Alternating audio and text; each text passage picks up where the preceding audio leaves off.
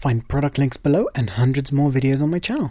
Hey everyone, welcome back. So today I wanted to give you a pretty quick review and overview and first look at the Kovacam jib. Let you know what I think, what I like and what I don't like. And this is a pretty cool jib. It's a 9-foot jib. Right now I have it shorter than its full length. I've taken a full piece off of it so that I could actually work with it inside the studio. And you know, it works really well. It's pretty unique in the way that it works. It's only got one pole, which is interesting, but it still has the ability to you know, to stay straight as you move, because it has a connection just with a string. And it came with a metal string, which is one of the things I didn't like about it. I found that the connections on the metal string, I mean, it was fine, it was strong. It's like a metal covered in plastic, but it was really annoying to sort of adjust the length of it and sort of adjust it to fit. And after trying it, you know, trying to work with that just once, I was sick of it and replaced it with a simple string, which is just a bunch of shoelaces tied together. It's just a simple knot there and a simple knot there. And then it's fully adjustable very easily. With other jibs, when I tried to use them with anything other than a very beefy, or at least somewhat beefy metal system, they really were not that great. And then this one is actually okay. Not ideal to use something plastic like I'm using right here. This is a $33 fluid head, but I just wanted to show you like this because I was kind of surprised that it was fine. But generally I would recommend a metal fluid head. I'm not sure exactly what the weight you're going to want to stick to is. Right now, like this, with a 5D at sort of 2/3 of the length that it could be at, it's great because 5D is quite a heavy camera, and this works really well, feels really really nice and solid. Let's actually do some shots. And actually, let me show you something pretty cool, which is actually if you want to adjust the tilt of it to position for different shots, you can actually just pull on this string in whatever direction you want, and actually just make it do a flippity flop. So okay, so let me show you a few things. Just to give you an idea of the kind of stuff you could do with this. Go down to the floor, and actually, okay, let's start the shot from the floor and do something like this.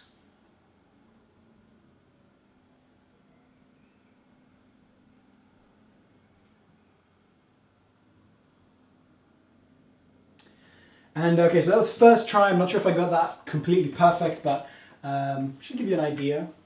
And then I could go down to here. Film this. By the way, it's a 5D with the Samyang 14mm.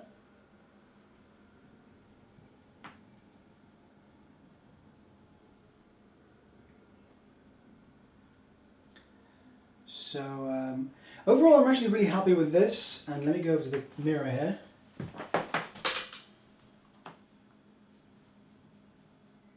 And let me show you an example of, you know, when I want to do a different kind of shot, I can simply adjust it like this, and then do the shot that I want to do. If that, for example, was the shot that I wanted to do. And now let me show you this on my shoulder, because I found that it's really surprisingly easy to use on your shoulder. It's not a steady cam or stabilizer, but when you're standing still, it's just that much easier to just go around and reposition yourself and reposition your shots and do shots quickly and actually get nice stuff done. You know, when it's on your shoulder, I found that's actually surprisingly good. And then of course you could use it on a tripod as well. And by the way, this is not something recommended by the manufacturer. So if you do this and you break something, you know, obviously it's your responsibility. Like, most of the weight is just on my shoulder. Now, with this on my shoulder, by the way, this is not that heavy. This isn't much different from carrying a bag with equipment in it.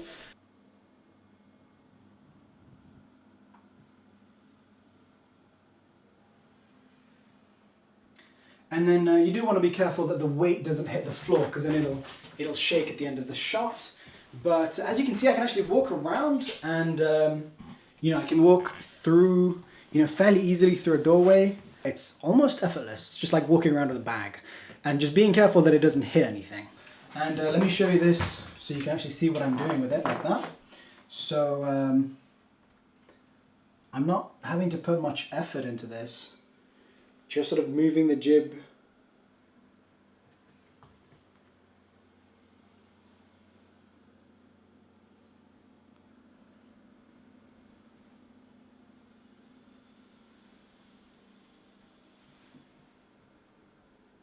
It might not be as stable as a tripod, but really quite all right. And then, you know, just by twisting my body, I can make it, you know, turn and do... Okay, so for those of you that wanted to see how this was connected to here, I've simply tied it to this sort of thumb screw right there with just with some metal washers. And the metal washers are there so that the string that I just used to tie this wasn't catching on these sort of shapes on the thumb screw. So it's just got a smooth thing to sit on. And that's why you see just a few metal washers there, which is just these, you know, these metal ring things. And then it's just a regular strap, and then this extra string here is just like another safety string. Okay, so here's the front of the jib, and this piece right here doesn't come with it. This is just my quick release adapter for the camera. And yeah, as you can see, very similar. There's slight differences, but overall almost the same two pieces on both sides. So here is the back of the jib, and this is the place where you would you know, have the weight right there, or connected to here, and then this is adjustable. This is removable. This is like the lock at the back, which you unscrew, and then you can adjust the entire back piece into the rest of the unit, into there, like so. Now over here we have this adjustable connection which allows you to raise this piece up and down, and this basically allows you to balance the unit in various ways, and you've got the exact same thing on the front for raising and lowering the camera so that, you know, it's balanced nicely so it can spin without wanting to sort of fall forwards or something. And so what I had earlier was I had this connected up here when you saw the demonstration with this, and so that wasn't the ideal thing, but I wanted to sort of exaggerate the amount of effort that this fluid head had to withstand. But if you have it lower like this, then it won't have as much strain, because, you know, obviously it's not pulling from up here, so it's not going to put as much strain on the head. And then here again we see that adjustability.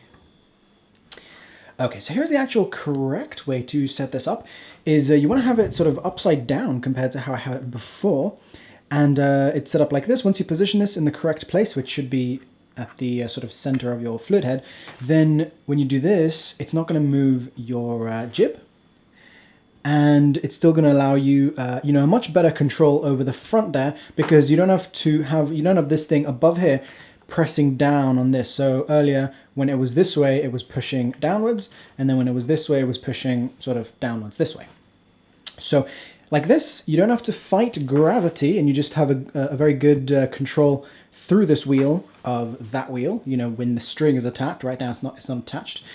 And so this is, you know, this is the way you want to set that up, except for this plastic fluid head, it was too much sideways pressure. So like I said, this is a $33 fluid head, and it just, you know, it couldn't take that sideways load. Okay, so here's a quick explanation of this positioning of this piece. So right now you can see that the pivot point is below the actual pole, and so in this way, right now obviously there's no camera, but just to give you a demonstration, when I let go, it's going to want to fall either that way, or if this way is tilted more, then it's going to want to fall that way. So now, as you can see, I have flipped that piece, which is very simple to do. You just undo this, pull this out, and then twist this around and put it back in. And so as you can see right now, when I let go, it wants to simply return to being centered, like that.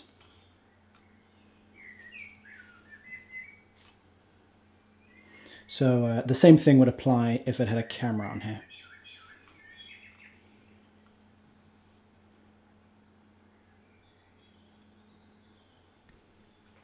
Okay, so here are the pieces of the jib. It did come with a pretty nice bag, a padded bag, but that had kind of a plastic sort of smell, so I put it in my storage room, so I don't have it here to show you. But you know, very well padded, probably even more than is needed for this. And you know, it's nicely made, surprisingly lightweight, and you know, feels really nice and tough. And it's got 3 pieces and one more which is hidden inside this piece right here. And then these two, of course, the front piece and the center piece. And the string, this isn't the one that came with it, but this is the one that I prefer using. Okay, so let's set this up for shooting. I've already connected my quick release plates. One there and one there. And we want to adjust this so that it's around the center of the float head. Next up, we're going to take the rear pole right here. And then now we can check this and make sure that it's that we're not moving this when we tilt. And if it's moving, then you can adjust that from there. Let me show you an example of that. If that was lower, too low, then it would be moving a lot more when I move this. And of course you do want to make sure that it's connected nice and tightly onto your quick release. Then we want to extend this out. And you don't want to bring it out all the way. You want to, you know, bring it back a tiny bit, because that's going to be a little bit of a stronger connection rather than bringing it all the way out. This is the front end, and we'll connect this to it. Then connect these two together, and then connect this to here. Now the weight would then go here, which is just done by unscrewing this and positioning this. So it basically goes between these two. And I'm not going to put that on there right now because I don't have the camera at the front.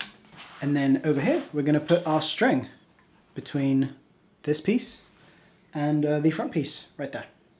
And that's it. And then we're set up. So hopefully you guys found this helpful. If you have any questions about this, let me know.